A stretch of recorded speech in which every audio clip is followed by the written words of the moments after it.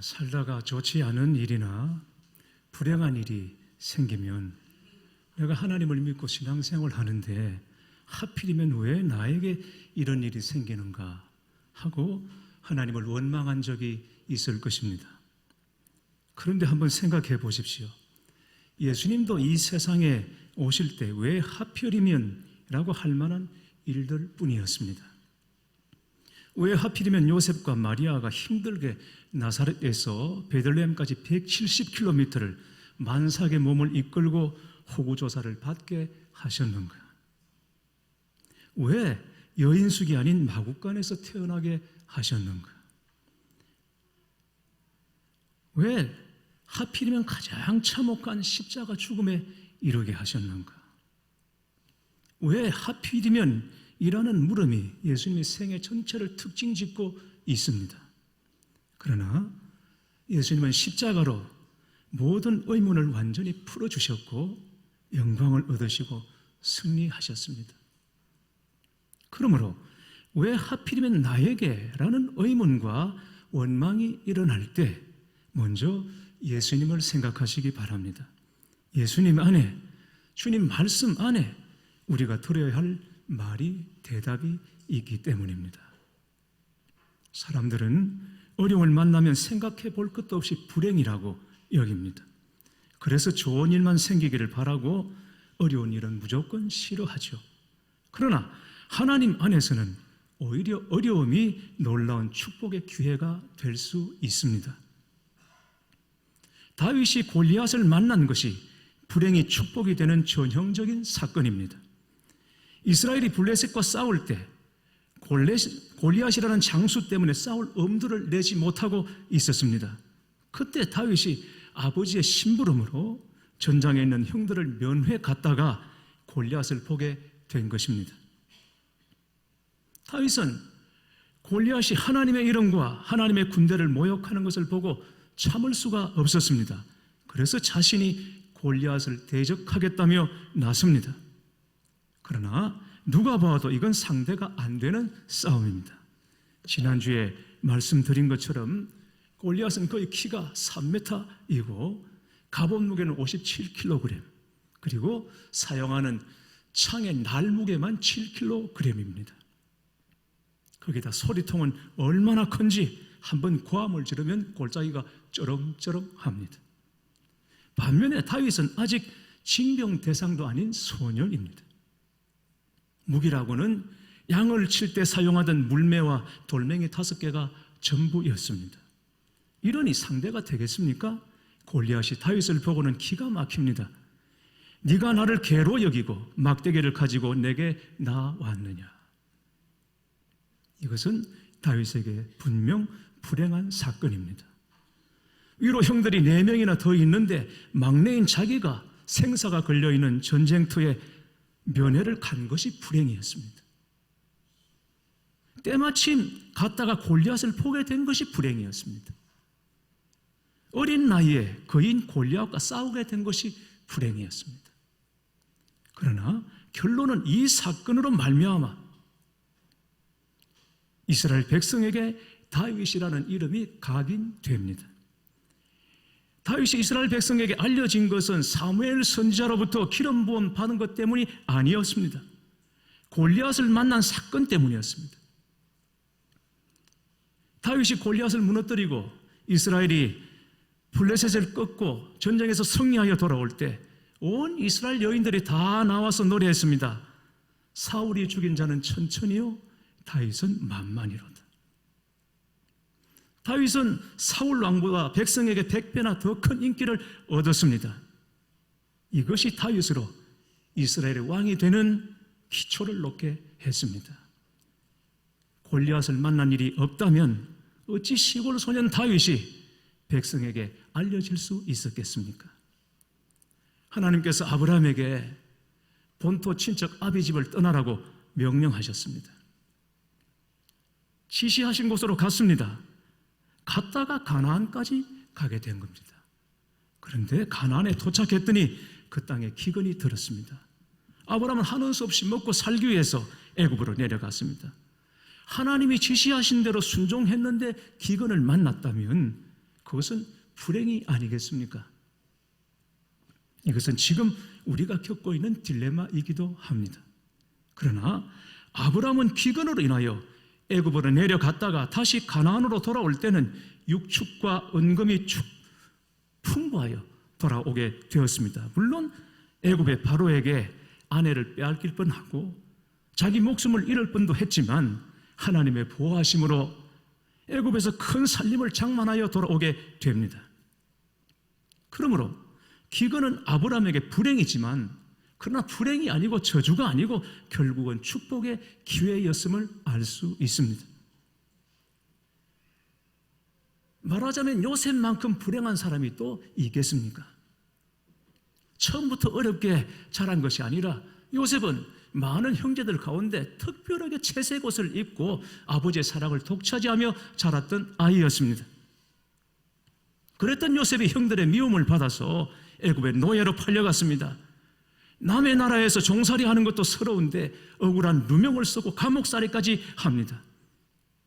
감옥에서 도와주겠다고 약속한 사람은 요셉이라는 존재를 까맣게 잊어버렸습니다.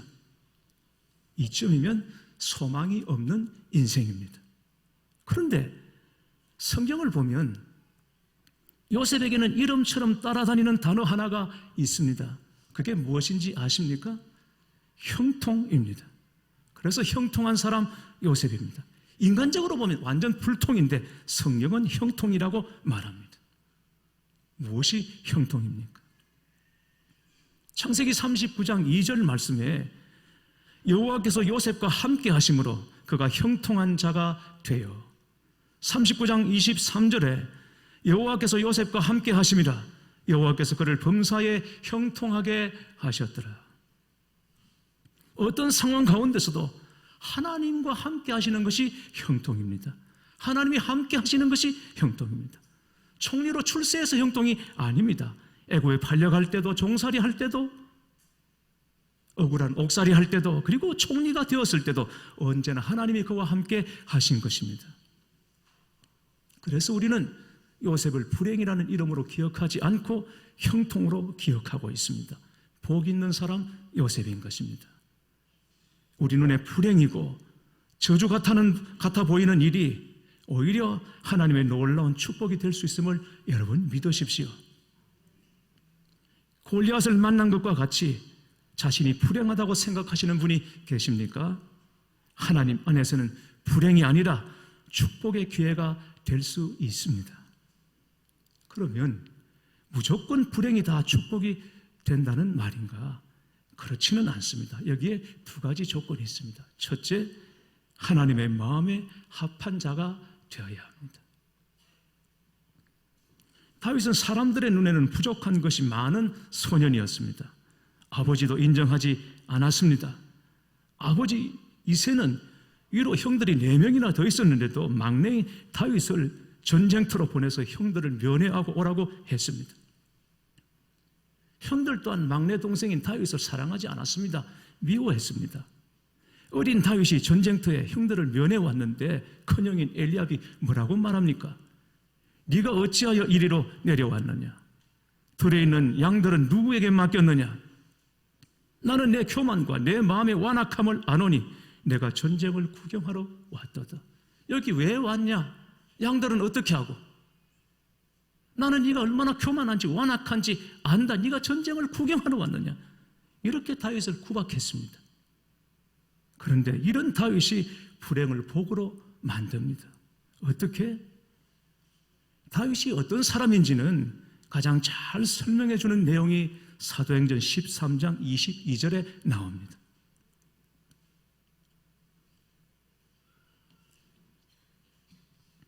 사도행전 13장 22절에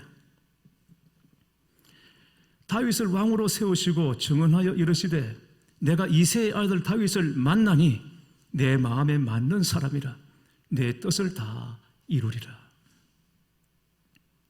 다윗은 하나님과 마음에 합한 사람이었습니다. 다윗을 만나니 내 마음에 맞는 사람이라. 하나님의 마음에 맞는 사람이었기에 하나님은 다윗의 어려운 일이 만나도 그 모든 것을 다 복으로 바꾸어 주신 것입니다. 이러니 어려운 일을 만나고 속상한 일을 만나도 하나님 믿는 사람답게 해보시기를 바랍니다. 둘째, 하나님만 의지해야 합니다. 다윗이 골리앗과 싸우러 나갈 때 결과는 누가 봐도 골리앗의 승리였습니다. 다윗은 골리앗을 이길 만한 어떤 조건도 갖고 있지 않습니다. 능력이 없습니다. 그런데 어떻게 골리앗을 꺾을 수 있겠습니까? 다윗에게는 골리앗을 이길 능력은 없었지만 골리앗을 이길 믿음은 있었기 때문입니다. 다윗이 말합니다. 여호와께서 나를 사자의 발톱과 곰의 발톱에서 건져내셨은즉 나를 이 블레셋 사람의 손에서도 건져내시리이다. 다윗은 소년이지만 그동안 하나님만 믿고 살아보았다는 것입니다. 직접 살아보았다는 것입니다. 사자의 발톱에서, 곰의 발톱에서 내가 내 양을 지키기 위해서 몸부림칠 때 나는 그들의 상대가 안 되지만, 곰의 상대가 안 되고 사자의 상대가 안 되지만, 그러나 하나님께서 나를 지켜주셨다. 내가 경험했다. 그렇게 살아보았다. 본인이 그렇게 살아보았다는 것입니다. 여러분, 이게 굉장히 중요합니다. 믿음으로 살아보았다는 것, 이게 너무너무 중요합니다. 믿음은 어느 날 갑자기 생겼다가 갑자기 커지는 것이 아닙니다. 믿음은 우리 몸에 근육이 만들어지는 것과 같습니다. 연습이 있어야 하고 훈련이 있어야 하고 반복이 있어야 합니다. 믿음으로 살아보려는 그 시도가 있어야 합니다. 우리 청년들이 열린교회를 믿음의 실험실이라고 말합니다. 정말 그럴 수만 있다면 이 청년들에게 앞길에 뭐가 두려울 것이 있겠습니까?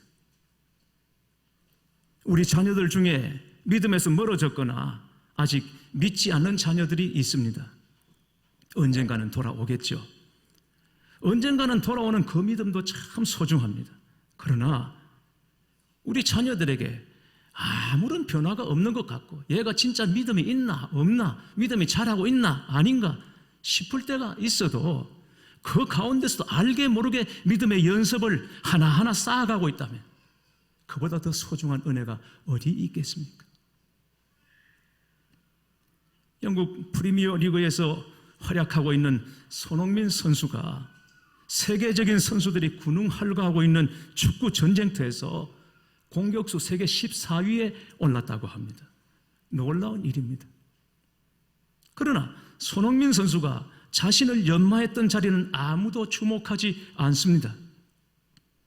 저 초등학교 운동장 어디, 저 공터 어디, 발 닿는 곳마다 땀 흘리고 연습하고, 그렇게 해도 그에게 허락되는 경기장이란 고작 가족 몇몇, 동네 사람들 몇몇 소리 지르는 자그마한 운동장에 불과했을 것입니다. 그러나 여러분, 그게 오늘의 손흥민을 만든 것이 아니겠습니까? 이런 과정이 꼭 큰 일을 할 사람에게만 필요한 것이 아닙니다. 크든지 작든지 믿음으로 살아가려는 사람들에게는 반드시 골리앗과 같은 삶의 도전이 찾아오게 되어 있습니다. 그 싸움에서 반짝이는 아이디어 한 가지 혹은 한순간의 결단으로 이길 수 있다고 생각하는 것은 너무 큰 오산입니다. 진짜 믿음으로 승리하는 삶을 살겠다고 하면 오랜 세월 하나님과 함께 깊이 동행하는 가운데 연단되어 온 믿음이 필요한 것입니다. 지금 우리에게 연단이 있고 어려움이 있다는 것은 하나님께서 우리 믿음의 은사를 키우고 계시다고 믿으셔도 됩니다. 사울 왕은 다윗에게 자기 갑옷을 입히고 투구를 씌우고 칼을 주었습니다. 사울은 최소한 골리앗과 싸우려면 이 정도는 무장을 해야 된다고 생각했습니다. 그런 다윗은 시험삼아 몇 발자국 걸어보다가 다 벗어서 사울 왕에게 돌려주었습니다. 다윗은 골리앗으로부터 자기를 구할 수 있는 것은 그런 장비가 아니라 하나님이라고 믿었기 때문이죠. 다윗은 전업 군인이 아닙니다. 그런 다윗이 군인들이 싸우는 방식으로 나갔다면 아마 백전백패 했을 것입니다. 다윗은 물맷돌을 가지고 나갔습니다. 그 물맷돌 하나로 골리앗의 미간을 때렸습니다. 여러분, 이게 기가 막힌 것입니다. 골리앗은 칼이나 창이 아니라 돌에 맞아 죽었습니다. 네가 나를 개로 여기느냐? 그랬더니 정말 개처럼 돌에 맞아 가장 비참하고 가장 수치스럽게, 여러분 장수가 칼이나 창이 아니라 돌에 맞아 죽었다는 것은 이보다 더 수치가 어디 있으면, 이보다 더 비참한 것이 어디 있겠습니까? 오늘 본문 마지막 50절을 보십시오. 다윗이 이같이 물매와 돌로 블레셋 사람을 이기고 그를 쳐 죽였으나 자기 손에는 칼이 없었더라. 자기 손에는 칼이 없었더라. 바로 이것이 그리스도인들이 문제 앞에 서는 방식입니다. 세상은 칼과 창으로 싸우지만 그리스도인들은 믿음으로 싸웁니다. 우리에게는 우리의 방식이 있습니다. 하나님께서 그동안 연단 가운데 우리에게 주신 믿음의 은사들이 있습니다. 다윗은 다윗 되어야지 사울처럼 되려고 해서는 안 됩니다. 싸움터로 나가는 것은 사울이 아니라 바로 다윗 자기 자신이기 때문입니다. 세계적인 전도자요 설교가인 D.L. 무디 목사님의 과거는 너무도 초라했습니다. 초등학교 졸업장이 학력의 전부였고 친구들에게 늘 놀림을 받았습니다. 너처럼 희망 없는 놈이 또 있을까? 네가 우리 친구라는 게 부끄럽다. 이런 놀림을 받았습니다. 무디는 늘 고독했습니다. 교회에서도 주목받지 못했습니다. 성경도 제대로 찾지 못했습니다.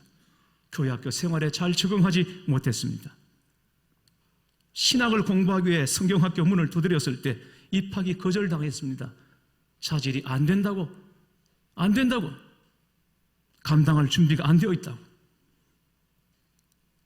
목회를 할 때도 설교 원고는 맞춤법, 철자, 어느 것 하나 맞는 것이 없었습니다.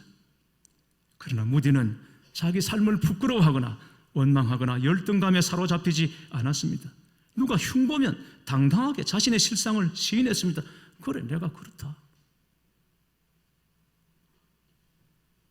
예수님을 알았기 때문입니다. 그는 예수님을 믿고 예수님을 의지하고 예수님과 동행하는 삶을 살았기 때문입니다. 골리앗은 중무장을 했고 골리앗 앞에 호위병들이 방패를 들고 막아섰습니다. 철통 방어를 했습니다. 빈틈이 없습니다. 어디 한 군데 파고들 여지가 없었습니다. 그런데 다윗은 돌멩이 5개를 가지고 나왔습니다. 여러분 생각해 보십시오. 왜 돌멩이 5개였는가? 하나 안 되면 두 번째 아니면 세 번째, 그렇게 5개까지 던질 수 있다는 경우의 수를 생각하고 돌멩이 5개를 챙겼겠습니까? 그렇지 않습니다. 두 번째부터 마지막 5개까지는 필요가 없습니다. 골리앗과 싸움에서 그건 필요가 없습니다. 왜냐하면 첫 번째 성공하지 못하면 자기가 죽는 것입니다. 골리앗이 바보가 아닙니다. 첫 번째 던져서 빗나가면 바로 날아 들어옵니다. 창이 날아오고 칼이 날아 들어옵니다. 그건 죽는 겁니다. 그러니까 경우의 수를 생각하고 한 번 안 되면 두 번째, 세 번째, 네 번째, 마지막 5개 중에는 하나는 맞겠지, 이런 생각을 가지고 돌멩이를 준비한 것이 아닙니다. 돌멩이 5개를 준비한 건 그냥 평소 때 자기 양을 지킬 때 가지고 있는 습관이었습니다. 한 방으로 끝을 내야 합니다. 그런데 중무장을 했습니다. 호위병들이 방패로 막고 있습니다. 그 한 방으로 어떻게 결정을 냅니까? 근데 딱 하나 빈 곳이 보였습니다. 미간이었습니다. 그곳을 겨냥하여 돌멩이 하나를 던졌는데 바로 미간을 찍고 그 자리에 쓰러졌습니다. 여러분, 이건 다윗의 돌팔매 실력이 아니라 그는 하나님을 믿고 나아가기 때문에 하나님께서 마치게 하신 것입니다. 그의 급소를 열어주셨고 표적을 열어주신 것이지 다윗의 실력이 아니라는 것입니다. 하나님 믿고 나갔더니 하나님께서 그렇게 열어주신 것입니다. 무기보다 하나님의 능력을 더 믿는 것이 다윗의 믿음이었습니다. 칼보다도 하나님을 더 믿는 믿음이 골리앗 같은 문제도 축복으로 바꿀 수 있습니다. 학력보다 하나님을 더 믿는 믿음이 골리앗 같은 문제도 축복으로 바꿀 수 있습니다. 돈보다도 하나님을 더 믿는 것이 골리앗을 만나도 마침내 축복으로 바꾸어낼 수 있는 것입니다. 하나님만 의지하고 믿음으로 사는 일에 여러분 용기를 한번 내보시겠습니까? 내 실수와 실패까지도 믿음의 연단으로 사용하시는 하나님의 사랑과 은혜를 믿고 다시 한번 믿음으로 도전해 보시겠습니까? 엄두가 안 나십니까? 엄두를 내보십시오. 순복음 신학원 대학교 한별 총장님의 이야기입니다.